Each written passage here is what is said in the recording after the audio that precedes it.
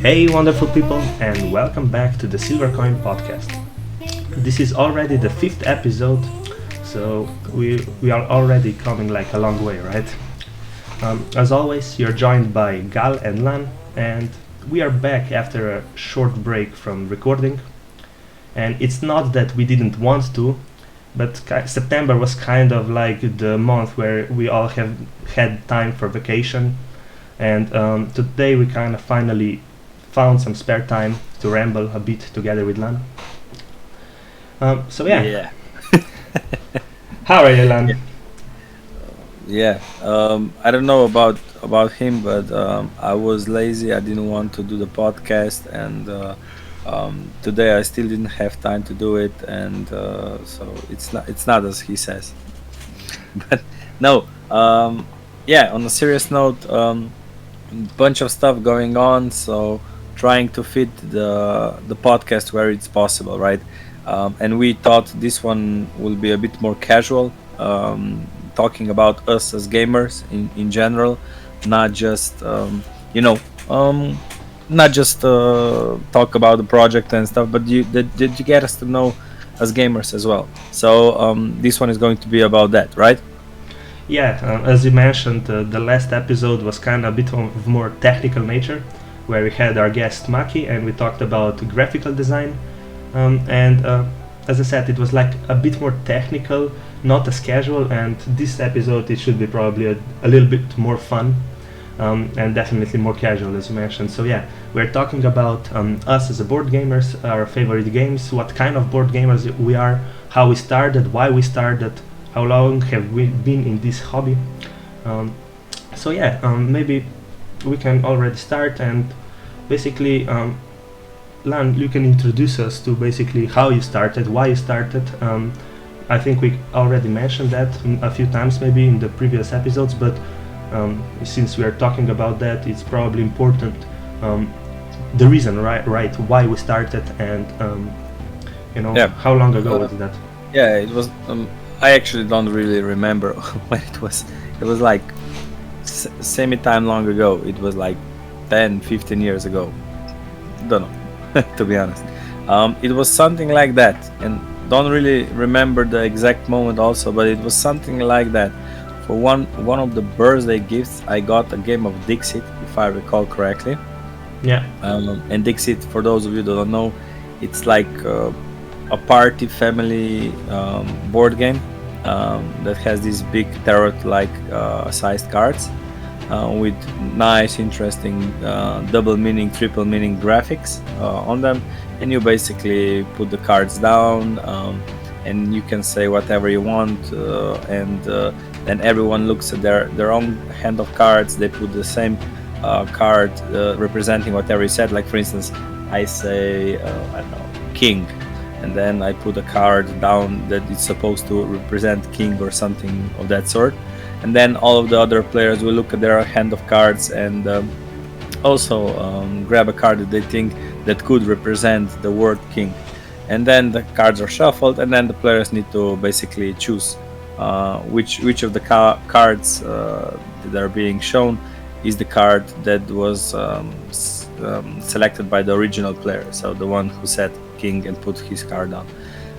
Now that I have basically done the promotion for Dixit, yeah, you can you can Send the receipt thank me later. Yeah. Yeah, you can thank me later for that. Now that I have done that, basically the point was, I was like, wow, this is cool. This is something different from those Ludo, Monopoly, poker, those traditional-ish games that most of the people know. I call them Walmart games, supermarket games. Those games that you can casually pick up once you do the groceries. But basically, I was, wow, this is interesting, and I was like checking stuff on internet if there's like other games that are maybe different and so on, and I basically stumbled upon this world of board gaming that exists and is like supposedly in this other dimension that people don't notice some, and once you walk through that door, and if you are that kind of person that I am, like that you like games, board games, fantasy. I don't know, just fun time. You feel, then it swallows you, and it swallowed me. And ever since I was like, researching different games, checking different top games lists, doing all sort of things, and buying new games, and building my own collection. And then, yeah, I introduced my entire family, to the world of board gaming, and you included. So yeah, you maybe can say more about that. Yeah, so that was also the time when you were still living with us, right, at our home, because I'm still living with my parents.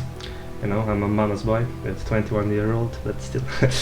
Yeah, back then you were still with us. So, and yeah, when you got Dixit, actually, you presented it to the table, we played it, and it was fun. We all laughed, because it's a fun game, right? As I said, it's a party game, and it's meant to laugh.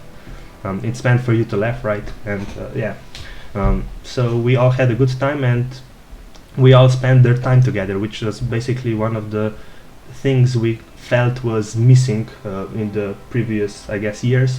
So In our lives. I mean, right after the lunch, right, or when we gathered together as a family at the lunch, we ate, we talked about our days, and we all went separate ways to each other's room and stuff like that. And basically, the board games, so with Dixit and later on with other board games that you bought, that we acquired, that we played, it brought us together, right? After lunch, we played it, we had fun, we talked a bit more. So yeah, it was a quality time together. So that was also one of the things. But Dixit was also not the first game we played together. It was the breakthrough game, I guess, which led to you collecting games and ultimately leading to this awesome hobby that we have now. But we still had like Risk, or Monopoly, or simple games like that, which probably every family has and like plays, or Scrabble or something like that, which they play and they have fun, or Uno, for example. But yeah, with Dixit, I think it was the first time that we saw actually that board games aren't just like Monopoly, Scrabble, Uno, as I mentioned, but there are like a lot of fun games, and there are a lot of to explore, right? So basically, it all led to you picking up that hobby, picking up that collector job you have. Picking up the family before it tore apart. Yeah. Yeah, it never tore apart. Yeah. Board gaming saved our family. Yes. You could say that now. Yeah. Yeah. But yeah, even like afterwards, well, like now we are being a bit boring for those board game enthusiasts talking about Monopoly. yeah, stuff like that.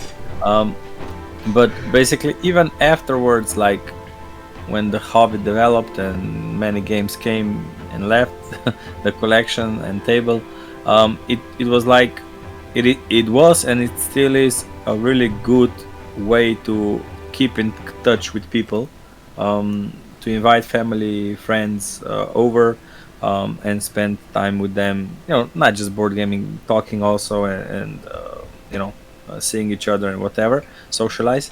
But it's like it's a wonderful hobby in that sense for me, because it actually kind of wants you to actually come together in person and sit at the table, and then the rest is history, right? But the funny thing is, like, the COVID and stuff like that is kind of messing with that. But even so, I think a lot of people are still doing it, either with their own close ones, the most close one that they're living with, and so on. So it's interesting how hobby that's basically all about socializing is still going strong, even with the COVID stuff and whatever. So, and that's, I think, really important, because board gaming, like I said, I think it's good for society. I think PC games are also great and whatever, but I think it's just different. PC is like, I would say like yeah, it's different. It's different. Like I said, let's just drop it. We don't want to get boring. yeah, we don't want to get attacked by the PC lovers or whatever. I also like PC games, so no worries there. But yeah, let's delve into this.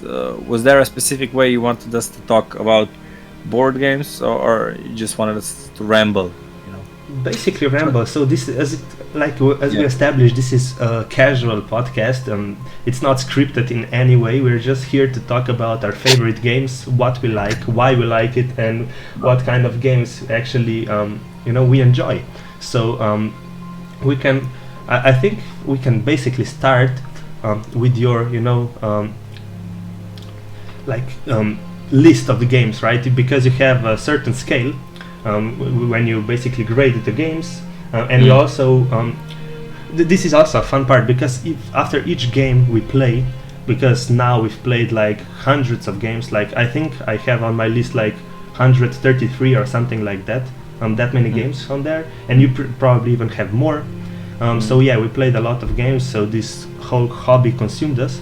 But yeah, after each game we play, after each new game, and even old game, right? If you played this game, like if you haven't played a certain game in months, years, or something like that, right? And we pick it up again, we would still grade it like once again, right? And this grading system is actually really fun, and we, talk about the game, say what we liked, what we didn't like, and still connect in that sense. And yeah, you call me each time after our board game night and ask me, Gal, did you like Clank, for example, right? We played Clank, how did you like it, where do you rank it, do you like it more than Ethnos? And I would say, no, probably yes. Do you like it more than this and this? And I would say, I don't think so.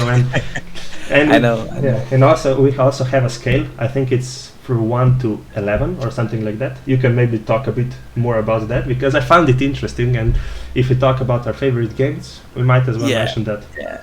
It, like, first of all, I know that like there's a bunch of people out there who don't like grading stuff, grading games and so on. But I would argue that there's, for every single one of them, there's like 100 of them who likes who likes it, or maybe 10.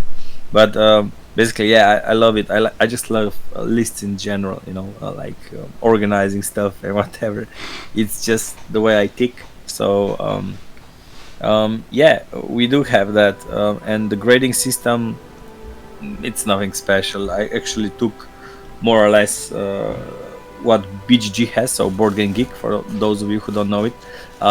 So Board Game Geek site has this really cool system where they basically kind of grade the game. I mean, you grade the game, and it kind of says like the feelings you have. Like, for instance, I don't know, I think it's like good, and then it says like you want to just like, I can actually open it.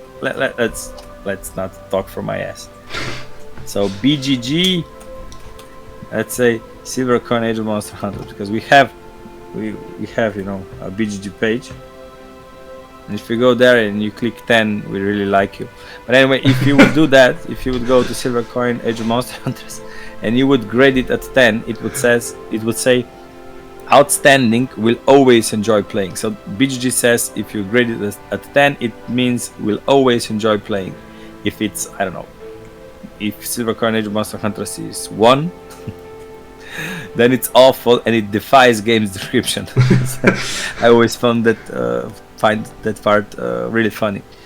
If the game is awful, then it defies the game description, so it's not really a game even. So and like 2 is very bad, won't play ever again, and so on and so on. And we have it very similar. If we go and check our grading system, it's actually really close to that. But then we have from 1 to 11, and beyond 10 we have the so-called of epic scale.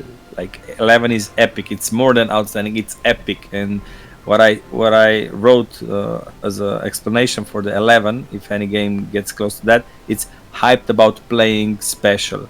So it's like the game you always like dream about, think about, and it has that epic scope and feeling. So that's like an 11. And yeah, then I have some friends who also I keep their grading system. I mean, you included, right? I keep your tally of what games you like and what your list is looking like. But there's like one friend in particular who is like, it's really hard for me to grade. These games are totally different. Like this is a family game, and this is a I don't know, a strategic heavy game. And I'm like, I get it. And he's like, sometimes I just don't feel like playing, or I don't have time, so that game is then bad. And I was like, yes, but think of it like this. Like, for instance, if you have all the time in the world, right, and if you are in the best possible mood, and you can have as many people as you want joining you, and so on and so on and so on, what game do you pick? It's like that. So, like, for instance, I like plenty of sports, and sometimes I rather play basketball than soccer. Sometimes I rather play street hockey or whatever, But for the majority of time, the sport I like to play the most is football on the grass, so soccer, right? And so it's as easy as that for me. So. And if at one point I get fed up with football and I grade soccer, sorry for those Americans, and I grade it again, then I will just say simply that this sport has dropped for me in the list. And when I explain it like that to him, he's always like, okay, yeah, I get it, okay, no problem. then he ranks the games, and sometimes I come back to the game when we play it again, and we rank it again, and that's the purpose. Like, for instance, every single time we play a game, even if it's already ranked, it can maybe go up, it can maybe go down, depending on what was the experience like, depending on maybe if it's not fresh, so cool to the new, if it's not that already, if maybe you see the game differently, and so on and so on. So that's the fun. I just love looking at those lists and so on, and just hard to explain. Yeah, I get you. I get what you mean. But yeah, so the thing I would probably talk about first is the genres, right, of the game, because it's one of the things that it's maybe hard to explain or hard to judge, right? Because when I'm approaching people about playtesting or about that, I'm usually asking if they like adventure games, right? In general, because if they do, right, then Silvercoin might be the game which is appropriate for them, right? Might be, might not, yeah. Yeah. So, and there are different. Yeah, I guess, but there are different types of games, right? And I'm not just talking about the usual Euro game / Ameritrash, I guess, but different genres, from strategic games to 4X games, area control, the basic Euro game, right, or adventure games in this case. And if you're looking at our lists, right, there are probably more games that belong to certain category, certain genre, right? Yeah. And that we like the most, probably. So what would that be for you? Yeah, I'm looking at your list right now. You're my list. I'm looking at your list, and it's like, for instance, if I would have to describe your favorite games, I would say strategic, area control, campaign games, something like that.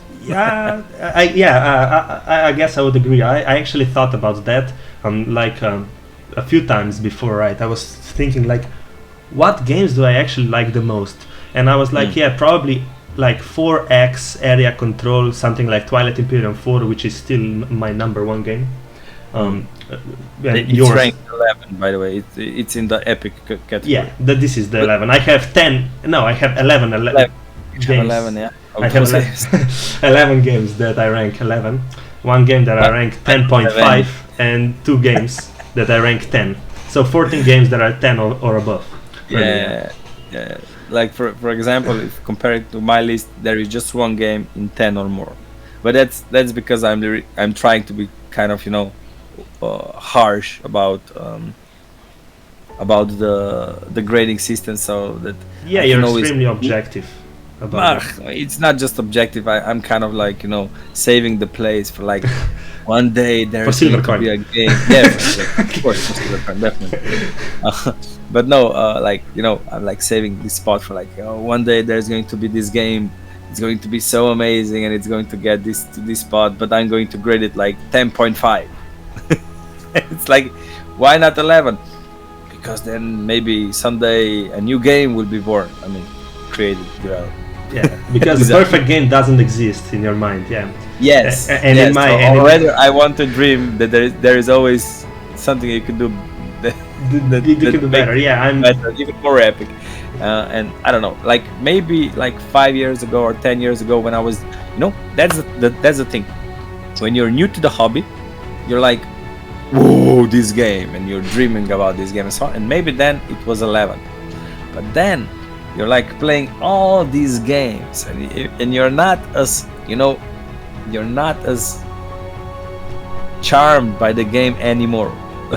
It's hard to explain, but it's like as if you got so much of the candy that no candy can ever give you that rush. It's like if you ever did Coke. No, I'm joking. Yeah, board games are like Coke. Yeah. No, I was talking about Coca-Cola. But no, Of course, yeah. no, I'm not saying that. I'm saying basically just that it's not the same. It's amazing, and you appreciate many more different layers than you did before. But back then you were like totally oblivious, and I mean it's simple, man. Like, for instance, you were playing Monopoly, and then all of a sudden you were playing, like, I don't know, Terraforming Mars, and you're like, oh, wow, this is super amazing. What the fuck is this? It's just like now it's like, oh, this is this game. Yeah, I'll rank it like 57. So it's like, even if there is a game that comes to maybe a spot 5 of 1, whatever, it's like still okay. There are like other amazing games, and this is just one of them, right? So what you're Back basically then it was saying, like Monopoly or Twilight Imperium. it's like 11 what, and minus what 10. is Yeah. this shit they call Monopoly? How is this even selling? So yeah. What you're basically saying is that I'm enjoying games more than you, because you're basically Yes, grading because them. you're more naive. I'm more naive. You're more naive, and you're more easy to please. But yeah, no, when you're looking at my list, it's actually funny, because most of the games are like 8 or above, and 8 is like very good, right? I usually, like, when I'm thinking about games, I'm like, yeah, I'm enjoying that. And when you're like presenting me with a grading system you have, like, yeah, that's an epic game, I would always enjoy playing, and I'm like, yeah, that's basically the game. Like, my top 10 games are definitely in that category, right? I mean, you do have some of the shitty ones, like, for instance, Dominoes. No, yeah, but look, the shitty category is like, for instance, I would say grade 1, 2, and 3, and for those of you that don't know, like, 1 in our it's awful, again, defies game description. 2 is very bad, won't play again. 3 is bad, likely won't play this again, right? Like BGG stuff. And 4 is not so good, could play again. So I would say that 3, 2, and 1 are definitely those shitty category. And you do have like you have 10 games that are in this shitty category. And let's just go one by one. I will go. Like, or do you want to do the honor? Do you want to do the honor? No. You can keep the honor for the bottom of the bell. Yeah. I just love watching at your shitty list. Look, there is like the shittiest game for Gal is Dominoes. Shittiest of the shittiest, like awful, defies game description 1. Like, Yeah. can you explain to me why Dominoes, for instance, are shittiest of the game for you? Like, why Domino is so bad? Like, for instance, I am grading on my list Dominoes as 3, so I'm not grading them as defies games description. I just I'm saying bad, likely won't play this again. That's for me, that's Dominoes. but you are like straight on hating on the game. So what makes Domino's so bad? Hey, I was actually you sent me this list today because I asked you to, because so I can look at it and have a better overview of it. And I looked at the dominoes and I had one and I was like, why do I have that? You know, but then now that I think about it, you know, it's like I don't know. It's definitely bad. I probably won't play the game unless I necessarily have to, you know, with some of my younger cousins. Yeah. What do you mean probably? Like 3 is likely won't play again. Like 2 is won't play again, like ever. Like 1 is like I don't know, Satan, don't come near me or whatever, you know. That's like no way in hell you get me there. I'm divorcing you if you try to, you know, if you're my wife and you try to play this. When you're saying like that, yeah, I don't know why I put the dominoes at 1. Maybe I was drunk.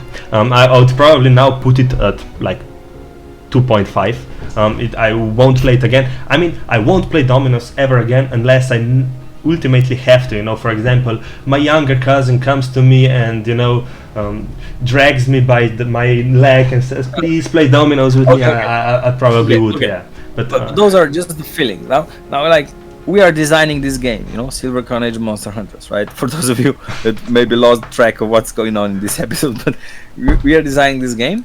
But now we are explaining to you that domino is bad. So from a designing perspective of us, like, you know, designing the game and trying to work our way through the game and see what mechanics work, what not, and so on.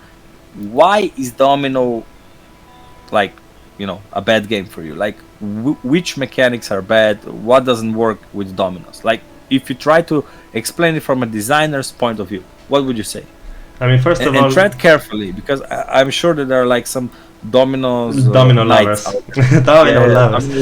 Domino lovers, yes. But yeah, first of all, the most important thing, I mean, this is not really design-wise. I mean, I guess it kind of is, but it's not. The first and the most important thing is I'm not having fun when I'm playing dominoes. I'm just not. No matter who is the co-player, you know, with who I'm playing, and the dominoes is just not for me. And probably one of the things why that's the case is because it's the game that plays itself, right? I don't have to make decisions. I mean, you can say, yeah, you have the dominoes. You must see which you know, dot. I mean, that's which number, yes. Right? Dotted number, I guess. You need to put beside the similar number and stuff like that. Explain the rules for the dominoes. Yeah. No need to promote. So basically, it's basically the game that plays itself. So I don't have any decision making, right? There is no artwork, so basically it's just artwork. I mean, but it's an abstract game where I'm not having fun, and the only thing that dominoes are useful for me, you know, is the stuff that you're collapsing the dominoes to create some shapes and stuff. This is the only useful thing that dominoes are for. Exactly. It's a versatile game that you can use for the, you know, actually it's even better than that. The effect is called from that. The domino effect is then used throughout the world for when you do something and it affects other stuff, and you call it the domino effect. So you can see that this game is larger than life, basically. True. Like, look Mr. at our Silver Crown Age of Monster Hunters.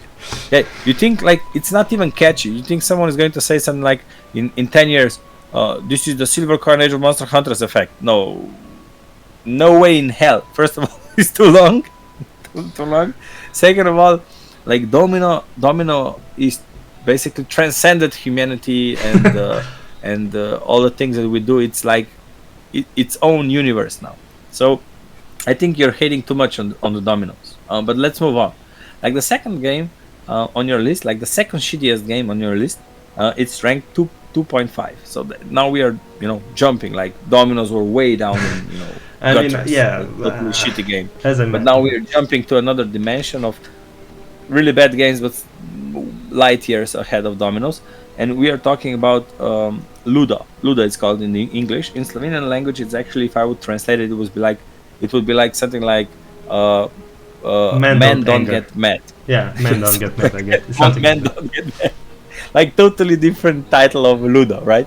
But basically, it's the title of the game in Slovenian language basically tells you that people really get mad at When this playing this game, yeah. game. Yeah. So when you're playing Ludo, what would you say? Why do you rank Ludo so poorly? Because I'm not getting mad, I'm getting frustrated, you know. But no, basically, the similar thing with dominoes, it's the game that plays itself. So I'm basically, all I'm doing is, rolling the dice, and if I'm, rolling ones, that the other player is going to win. If I'm rolling fives, maybe I'm going to win, and it doesn't matter if I'm playing it or if I put my 3-year-old nephew, your son, right? Instead of me, and I go, watch football or NBA in my room, and he plays instead of me. He might just as well. He's 4 right now, yeah, but still, he might. He has the same chance of winning as me, even if he plays it instead of me. If you know what I mean. So, but that's because you're a bad player. True. It doesn't have to do with Ludos, and it's just you being a bad player. But yeah, it's my most hated game. It's the only game I rated at 1.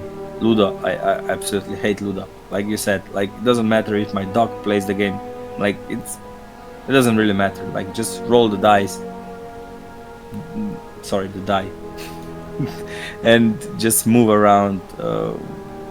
The most exciting thing that happens is that you roll over someone, make the life more miserable for him, and just don't remind me about that game. We could end up just having a episode in the future just about Ludo. Just about Ludo, 1 hour discussion why we hate Ludo. It's going to be. Let's go quickly through your shitty list. Then let's do mine. Okay. So next one on your list is 3.5. So it's like bad to not so good. So we are getting to semi decent category, but still shitty list. Okay. It's Uno. It's Memo. So memory. Then it's Špana. I don't know how Špana is called in English, and I won't even try to explain look for it. So let's just move on. Then it's Mikado, the dexterity game. Then it's Jenga. Then it's Scrabble. Then it's Guess Who. Then it's 4 in a row. So those games for all of you listening are the shitty games for Mr. Gal Krančić. Okay? Yeah. Makes sense. Now your turn. Or do you want me to elaborate my? Now you have gained some haters. Now it's my turn to gain some haters. Okay. Yeah. And let's after this episode, let's make two groups of people. Haters of Lana, haters of Galen. Let's see who has more haters. So anyway, my list would go. Let me open it. It goes like this. Oh, interesting. I only have like 5 shitty games. It's like 5, maybe 7. So it's like Monopoly. It's definitely the second worst for me. Then it's Domino also. Then it's Guess Who. Then it's Memo. Then it's Jenga. Then it's Mikado. So you can see how we talk and we bitch about games together, and probably affect one and the other about the opinions. Probably being frustrated by losing games against our sister or something like that. Anyway, then we come to the so-so category. So number 4, not so good, could play again. For you, it's like Monopoly, which I totally don't understand, but okay. Then it's poker. Then it's Fake Artist Goes to New York, and then it's chess. Oh, now you're getting some haters. No, I'd actually put chess higher because this was previously. I started playing chess.com. I started playing chess.com, and I actually liked it because I played it on my own accord, and I would actually put chess higher now. Look, the list is here. You got exposed. What do you want to do, right? Now it's me. I have 4 in a row, and it's Špana again, and it's Bonanza. Maybe I get some haters from Bonanza. Uwe Rosenberg, I think, is the designer of that one. So I got some haters right now just for saying that. But I can argue why Bonanza is bad, but I'm not going to do it in this episode. So then for you, 4.5, so not so good to mediocre. It's Skull, a really cool looking bar-like game for drinking and stuff. For me, there's a bunch of 4.5. Activity, Corridor, Uno, Scrabble, Jungle Speed, Labyrinth, Zombie Dice, name it. Then we have like a bunch of fives, and I'm not going to go through every one of those. I just want to mention one game that stands out, and it's considered a 5 by you. Catan. But I actually have graded it at 5.5 because I think it's more awesome than you think it's awesome. And I'm going to mention it, and it's Potato Man. Potato. You have graded Potato Man as a 5, which means mediocre. Take it or leave it. Yeah. I do not agree with that fact and that statement. I have graded at 5.5, which is between mediocre and between okay. So I think it's a way better game than you think. So what you're saying is that I am way more credible than you are. No, I just want to give some love to the Potato Man, and I urge you all who have never heard of that game, go search the Potato Man. It's going to be once in a lifetime experience once you play it. Once you go. Once you go potato, you never go back. Yeah, I wanted to rhyme, but really good rhyme, but I was like falling down the stairs in the middle of all of that. So okay, then we're just gonna skip those, bunch of 5s and 6 and whatever. Maybe I will just mention one of yours so you can get some more haters. So Tarok, it's just and Dixit and Azul, for instance, are just okay. We'll play if in the mood. Yeah. So I'm sure you got some haters from that. For me, I'm even worse, but I'm not going to mention it. So, like for instance, I have code names. Cheating. I have code names at 5.5. Like, bring it, bro. bring the action. Like, try to tell me why code names is such a great game. I get it why it's such a great game for some people. I really get it, and I bet you there was like some amazing experience people have with code names. I'm just not one of those people. Probably. I'm just not. It's like code names. Fine. Let's play Hanami Koji and it's like better. Let's play Ohanami, it's better. Let's play Azul, it's better. And so on and so on. Now we go to 6, which is like first of those games that are like, okay, we'll play if in the mood, right? Mm-hmm. And for you, we already said it's Azul, Dixit, Point Salad recently. Like the most recent game you played was Point Salad, correct? Yep. Okay, so you rank those. For me, if you want me to bring some haters, I can say The Mind. The Mind was not blown by playing The Mind. The Mind was pleasantly surprised about The Mind, and it is there in my collection still. I have not thrown it into the bin, but it's also not, on some pedestal. Just checking if it's on the pedestal, but it's not. Now, for instance, one more that I can mention is Clank. So Clank is also not, for me, it didn't do the job. I was like excited for Clank. I played Clank a bunch of times and I was like, eh.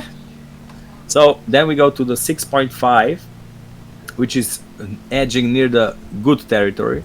Let's do some honorable mentions from you.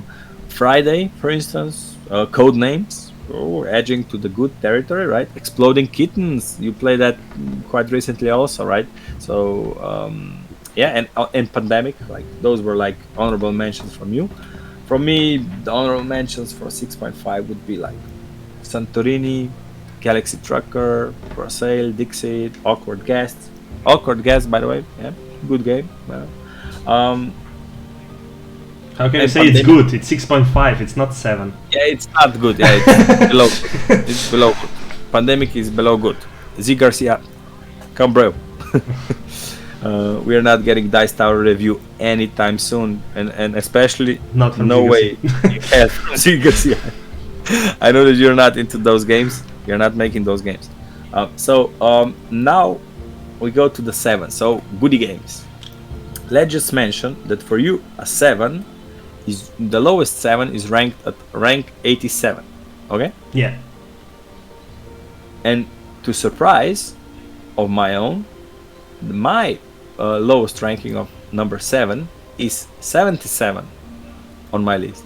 So it actually means, like, for instance, for me, there are less shitty games than for you, especially since I played more games than you. So it's really interesting if you think about it like that. But we'll get to it. I guess for me, there's a lot of good games, but they don't go, a notch above that.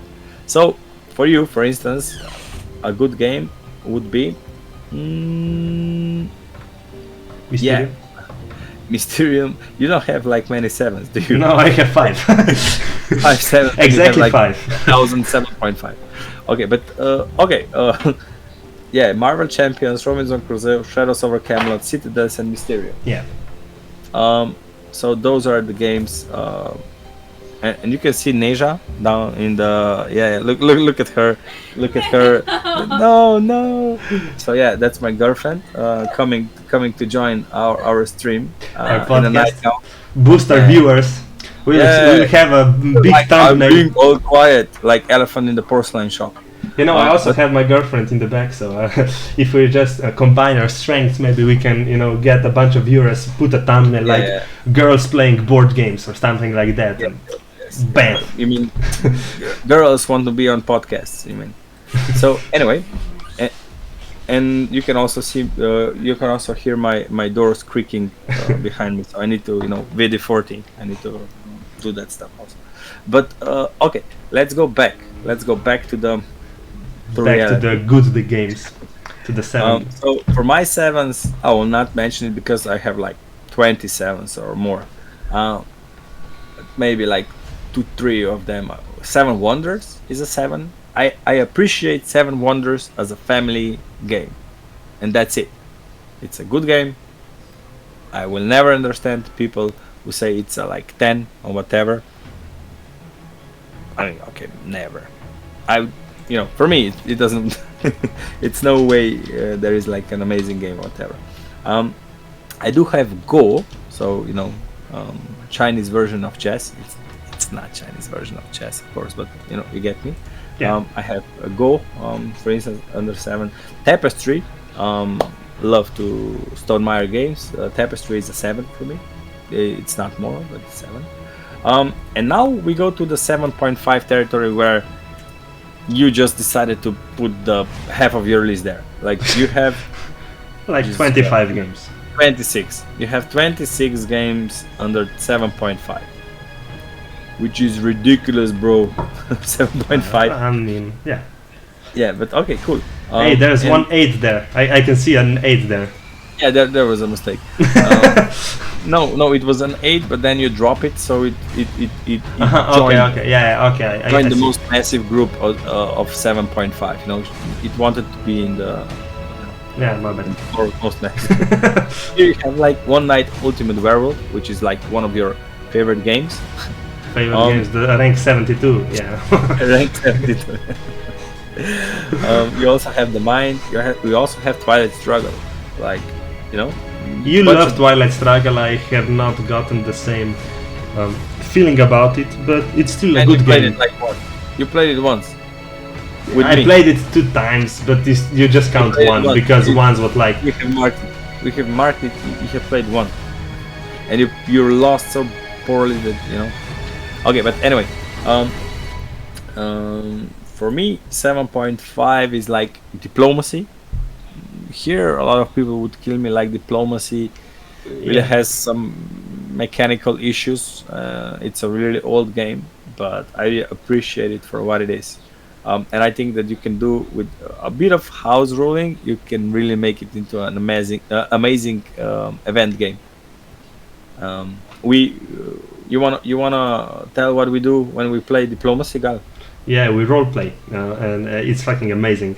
So basically, Lance set up, a certain mascot, I guess, a symbol of each country. For example, if the one who was playing France had the Napoleon hat, right, and the ones playing Italy had, the mask with the mustache, glasses, and the big nose, that type. And I think the one playing Turkey had the turban, I think.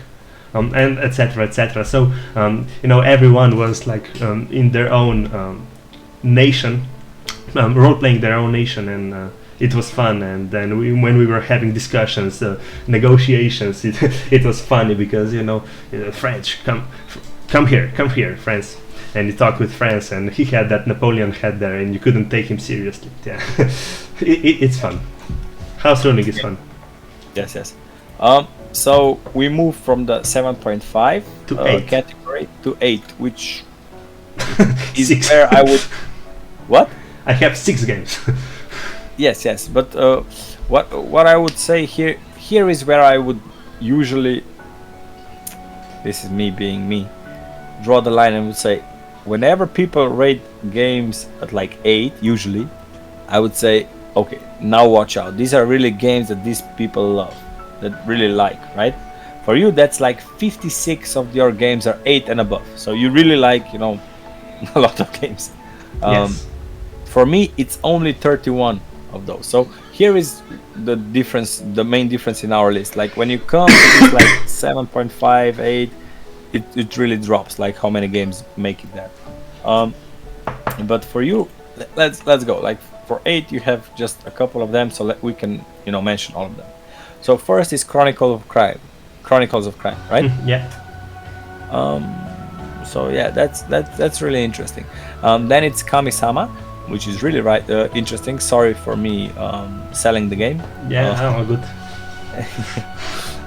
Then it's 9060, Making of a President, which is again for me really interesting that you have this game above Twilight Struggle. Yeah. But okay, you're more of a simpleton. Then it's Dominion, then it's Santorini, and then it's Smash Up. Okay. Yeah. And for me,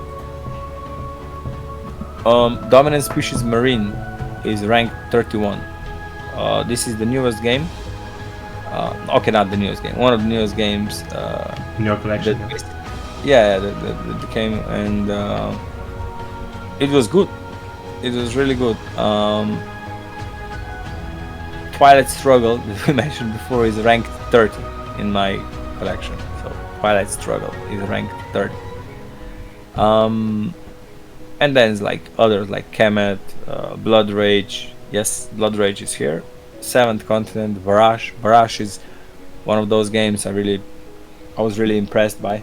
And then now we go to the 8.5, where you again decided to just say, okay, there's a lot of games beyond 8, and we are just gonna throw them all in 8.5 category. Yeah. You have 22 games in 20, and the first one that is here is one of the games that we were playing a lot lately. It's Totemic. We want to give some love to Totemic. You can try it out.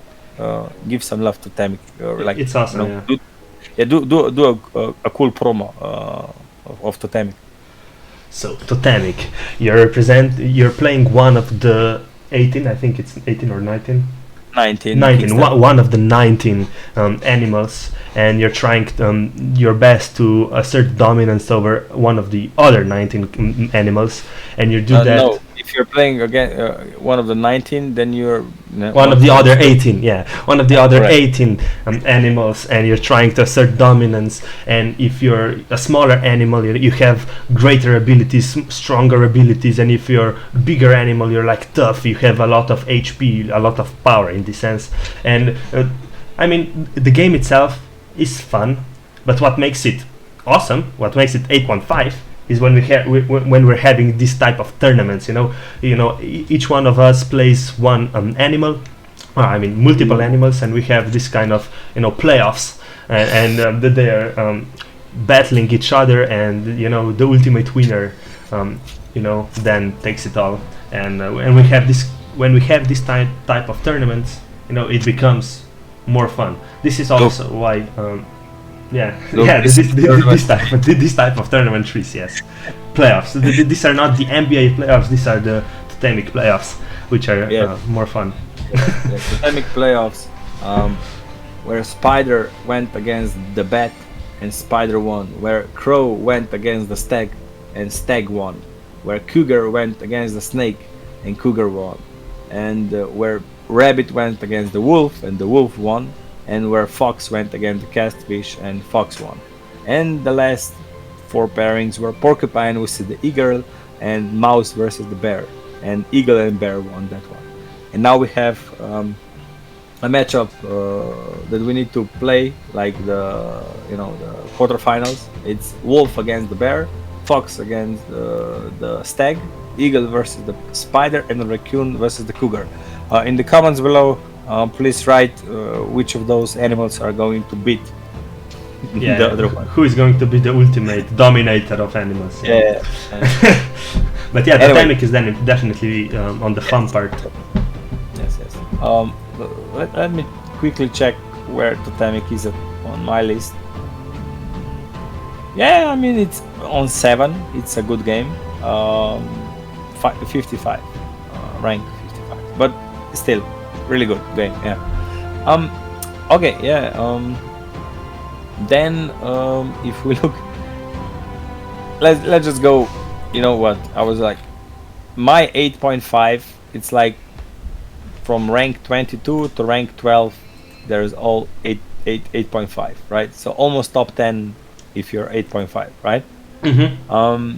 Honorable mentions here for me would be Tainted Grail, Gaia Project, Battlestar Galactica, for instance, Age of Steam, like those type of games, right? Yeah. And if you go for 9, there's just one game for you in the 9 category. Yeah. It's rank 28, by the way, 9 for Gal. And unlike So you, if I you're- really like it. Yeah. Yeah, if you're at 9 for Gal, you're like you're not even top 25. Yeah. You're Like 28. you're not good enough. It's Clank. It's 28 rank 28 and a 9 grading. So 9 grading means, by the way, would mean if you say 9, it would mean second. Excellent, very much enjoy. So yeah, those type of games. And then if we go for me, if we check that, we have a couple of 9s, but 9 start at rank 11, which is by the way Claustrophobia 1643. We need to play Claustrophobia in the future again. Yes, definitely. For you, by the way, Claustrophobia is 9.5. Mm-hmm. And it's rank 26. So wow.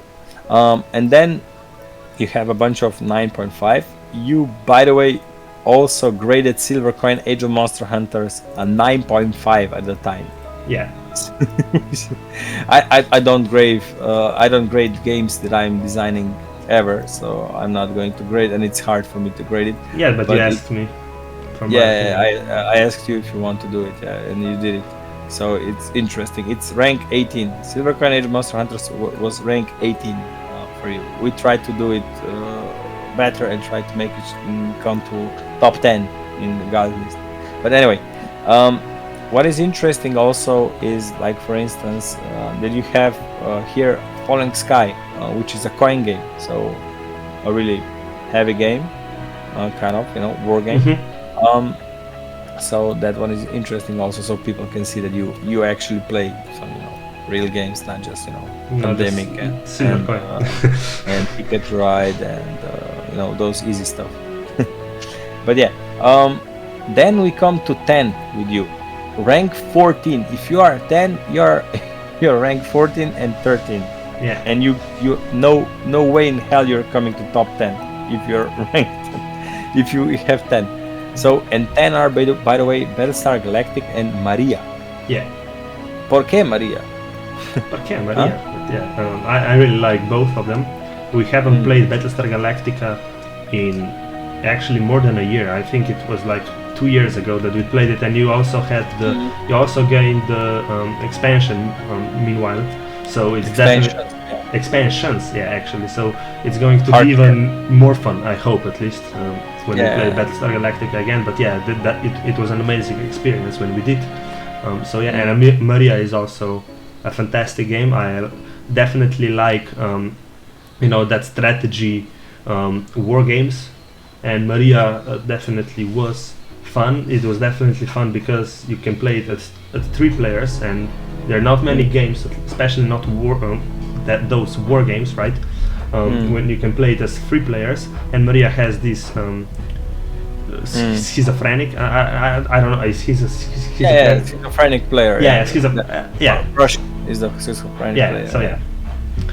So yeah, that's Maria for me. Rank 13. For me, I will not even mention it because for me, if you're a 10, you're number 1.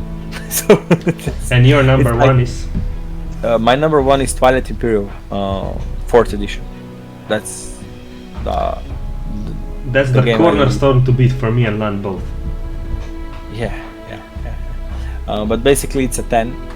And I have like 3 9.5, which are Summoner Wars, War of the Ring, and Rising Sun. I'm one of those people that really like Rising Sun and prefer it over Blood Rage. Not many of those. Most people like Blood Rage, they don't like Rising Sun. I can see why not, but I really like it. I really like a lot of stuff about the Rising Sun, but maybe in some other episode why I really like it design wise also. Like there's the only part of the design that I even want to house rule when we are playing is the alliances. You know, when you are doing alliances with other players, I just think it's like the best way to do it probably is like to bid for who gets alliance with who or some gaming mechanics like that. Because if it's just like, hey, you wanna do alliance with me? Yeah, I wanna do alliance with you. And there's like a quiet player out there, he's just like getting left behind. No alliance for you because you don't talk much. Yeah. What the?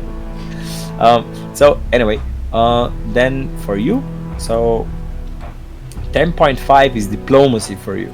Rank wow, 12. man. Okay. Yeah. So rank 12, diplomacy, and then from rank 11, as we said before, to rank 1, they're all 11. So there isn't that much of a difference actually. I mean, maybe it is.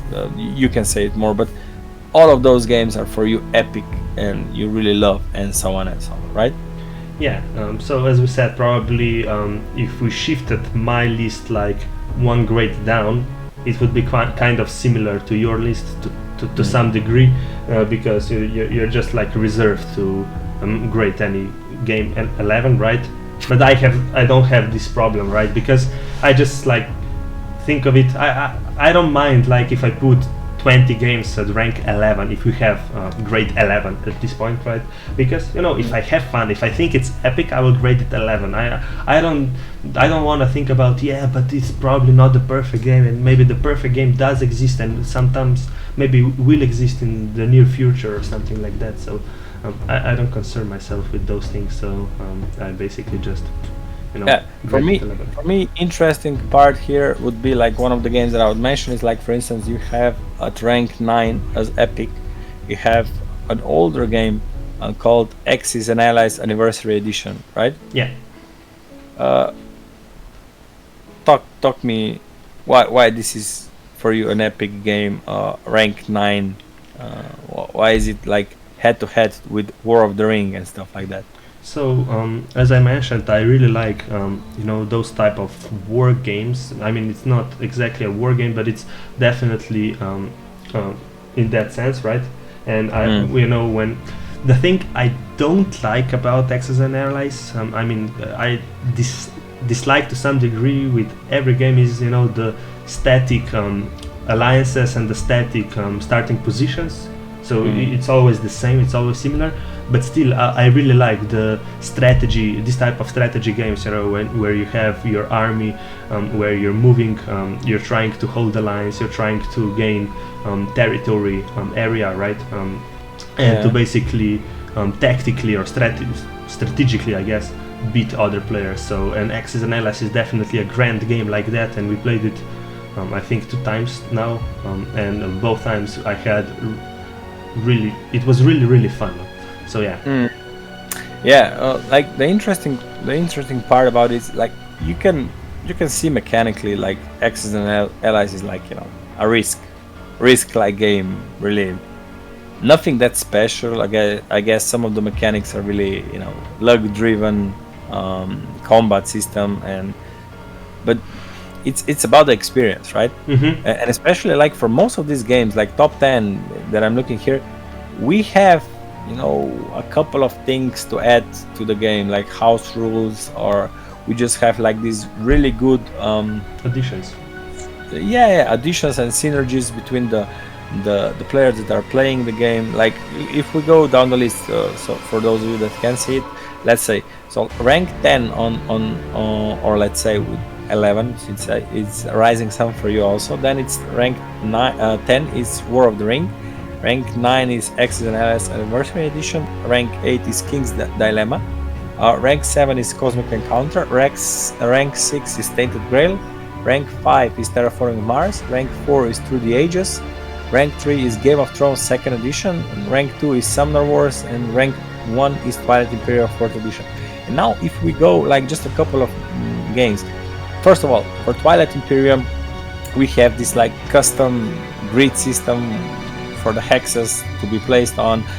We build this bigger map, right?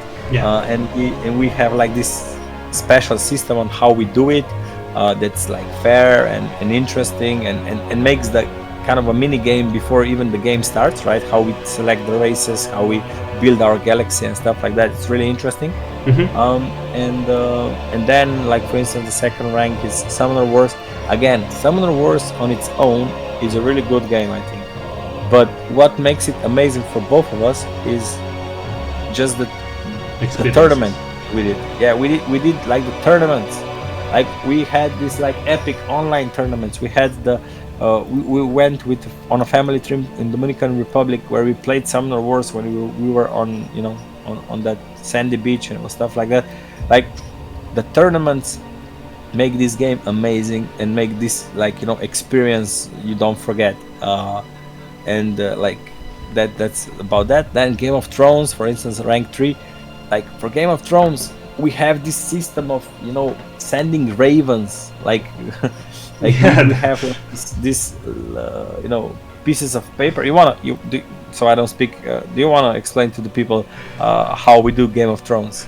Yeah, that was actually the last time we did the Game of Thrones. We used that raven I guess you can call it mechanic that Lang came up with, and it was actually really brilliant, and we all had real fun because you actually could you had a piece of paper and you could write stuff to other players, right? And you would basically send a raven, quote to crows, right, to that player, and he would then read it, right? And you would like that you would basically communicate regarding the diplomacies, like the alliances and stuff, or just a random like note or text for some of the players. For example, be wary of this player, he's scheming against you or whatever. You could write whatever there, right? And you would basically communicate with the others in secrecy, and that's fun, right? And that's cool, and you could basically have alliances like that. But what made it even more fun was because people were having fun, and there were two friends that were constantly like bugging each other and basically having fun and trolling, right? And I don't want to get not demonetized. We're not monetized in any sense, but basically it was like someone drew a dick, and then another one would like tell something back and wrote something back, and after when me and Lan would go through all of the ravens, we were having such a fun time, and we were reading what people because we didn't know they were like talking, like they were writing this stuff to each other, and they were basically teasing each other, and and then after the game, after we were done, we were basically going through those ravens, and we were just having a blast because the reading not those through the ravens, through the messages sent. Yeah, messages. We didn't go through the ravens. I mean, the messages are like ravens, as you mentioned. That's why I mentioned it. But yeah, when we were going through the messages that people like wrote, we were having such a blast because people were like creative, and they were having fun. They were trolling. They were But yeah, it's I will explain this really shortly, but Fantasy Flight, if you want to do this in the next game, you have to consult with me first. You cannot just implement this and call it a third edition. It's not fair. I will sue you for copyright. So basically, we gave each player their own color pieces of paper. So like if you're a blue player, you get blue piece of paper. If you're a red player, you get red. So if you're a Lannister, you get a red piece of paper and whatever. And then basically once per turn, for 1 minute only, you have to manage it time-wise. Otherwise, it becomes a cluster F. And it's like you have 1 minute to write a note to any of the player, but just one. And then people are writing notes and they send their ravens. And then people get to read the messages in 1 minute, and then they have 1 minute to respond, but to just one player. So even if they get like 4 messages, they can only respond to one. And then the thinking, the plotting, the guessing starts, because you're like, oh shit, 2 players just wrote to me, but I can only answer to one. The first one asked me, do you want to be in alliance? The second one asked me, will you attack me here? It's like, if I if I respond to the second one, then it's like, no, I will not attack you here. Please don't attack me here, right? Or something like that, right? But will that mean that the first guy is like, oh, this guy is dissing me off, he doesn't want to be in my alliance? So it's like, oh shit. Or if you answer to the first guy and the second guy is like, okay, he's not answering if he's going to attack me there, oh, better I attack him first, or something like that, you know. So a whole hell can start breaking loose, and you have to have a lot more trust into what people are going to do and stuff like that, and it becomes really fun. It becomes a game in the game itself, and also it becomes more time manageable, because one of the problems Game of Thrones had, we thought at least, was that at 5-6 players, where the game really shines the most, it became super long. At least for our group, it became like, I don't know, 7-8 hour game, right? Something like that. For those, yes, for 6 players, it was like we were like playing for 8 hours, which we thought was like a bit too long, because people were like analysis paralysis, looking all over the place, making decisions for 10,000 hours. So we said, okay, enough is enough. Let's do it time manageable, and let's make it fun, and let's make it that it's not the loudest player at the table that does a lot of diplomacy, that is going to do well, and then the quiet player will, get stumped. Let's make it, let's make a game mechanic. Let's do some designing of the game, right? Let's develop the game further, and we did that. And this is similar how we approach Silver Coin Age of Monster Hunters also. Like, you try to see what interactions come from the game, how the game works, and then try to be objective as possible of what works in the game, what doesn't, what makes it fun. That's the most important part for me. What makes the game fun, and for me, a lot of the time, decision making is where the fun is at, right? Mm-hmm. So if you're making interesting decisions, that's fun for me. So yeah, that's it. You can now make Game of Thrones 3rd edition. Yeah, thank you. Bye.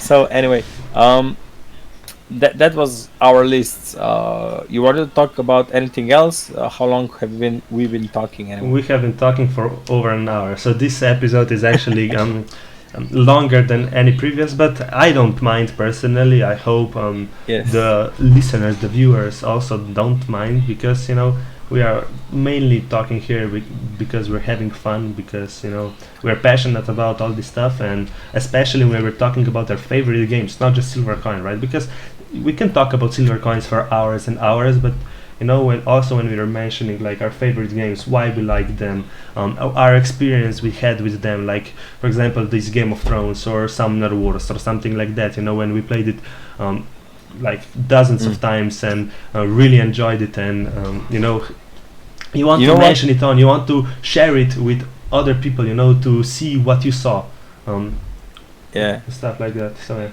you know what, one thing that I wanted to mention before this episode comes to an end, I want to do a call out to one of our guys from the development team, Bor.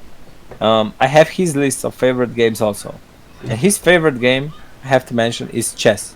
Okay, so for all of you saying that we all hate chess, no. One of our main developers, Bor, he loves chess. Okay, he Chess is like measuring stick to how good the game is. Okay, you're playing side. Okay, but it's not as good as chess. Like you're making moves inside, but not good as chess. Okay, not as good as chess. Yes. not good as chess. Yeah. This low life side, not good enough. Okay, so uh, so for him, chess is like the alpha and omega of all the games. He will explain to you why the chess is the most amazing game in the history Of games. that was ever created. Right. So it's interesting to see how um, other players like other games. And yeah, shout out to Bor. Love you guys. And yeah, is that it for now? Is that like a wrap up of this episode? Yeah, I guess I would basically like to conclude that episode with basically saying I know we've been rambling for like more than an hour and 10 minutes, as I can see it here. But yeah, you basically got to know us a little bit better. Saw that we do play games. We are board gamers first, and creators second. You know, now being creator like consumed us a little bit, but still, our main passion was gathering together, playing games, socialize, having fun, having those social experiences and awesome epic experience while playing epic games. And that also, we know that some games are really amazing, and we probably will not and may not ever create games that will be on par with them, but still, we know, we see what may be missing, right? And we try to create an awesome game that maybe others will enjoy as well, at least as much as we do, right? Don't be modest, guy. We try to make the most amazing game. The most amazing period. Game, which is 18th on my list. But was. It will be number one. It will be number one. But yeah, anyway, what I wanted to mention was basically that it's the same thing with me and you, that if they watched and listened through all of these podcasts, right? It's basically the same thing, that the family and party games are like the bottom of the barrel. Although they're fun, or those filler type games, they're fun, but we're mostly like those grand, epic, long games, heavy games, and it's basically similar with all of our players, except Bar likes chess. He would argue that chess is epic and long. Someone, so he can argue that. But like one of the things that is really important, when you're designing a game, I think, is that you play a lot of games. Yeah, you need to play a lot of games to see what is out there, to know the field, to maybe to implement some of the things that work, to see what you didn't like that other games did, and that you want to do differently because of that. But to really know where you're at, and to try to design the game as efficiently as possible, I think it's one of the most important things. And if you guys that are listening this are designing games or are going to design games in the future, like, just know that, like, if I would make suggestions to the people doing designing, first suggestion would be play a lot of games, and after you have played a lot of games, start designing. Do not start designing before you have played a lot of games. It is like, I don't know, you are a producer of movies, and you and you have watched like 5 movies. That doesn't fly, right? You have to watch a lot of movies, know a lot about the movies, and then you can try to make your own movie, right?